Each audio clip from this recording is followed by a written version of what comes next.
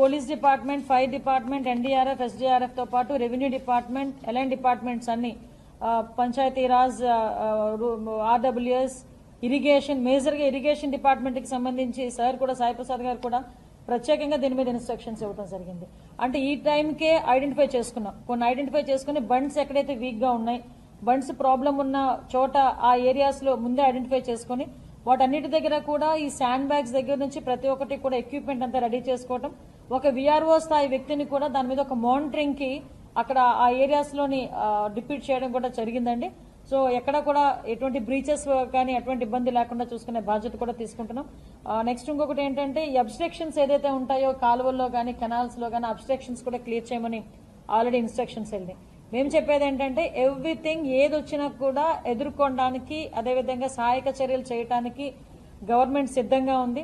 ఎటువంటి human loss జరగకూడదు, property loss కూడా మాక్సిమం మినిమైజ్ చేయాలి అన్న దృక్పథంతో ఈరోజు క్యాటిల్ లాస్ కానీ హ్యూమన్ లాస్ కానీ ఉండకూడదు అనేది టార్గెట్ గా పెట్టుకుంటున్నాం. ప్రాపర్టీ లాస్ కూడా మినిమైజ్ చేయాలి అనే ఉద్దేశంతో మాక్సిమం ఈ రోజు మేము పనిచేసుకుంటున్నాం.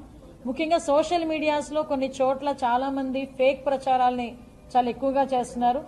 ప్రజల్లో ఒక పానిక్ సిచ్యువేషన్ ని క్రియేట్ చేయడానికి చూస్తున్నారు. దయచేసి అలాంటి వాటిని నమ్మొద్దని చెప్తున్నాం. ప్రజల్ని పానిక్ చేసి ప్రజల్ని ఇబ్బంది పెట్టే పరిస్థితులు క్రియేట్ చేస్తే గనక ఎటువంటి వాళ్ళ మీద చర్యలు తీసుకోవడానికి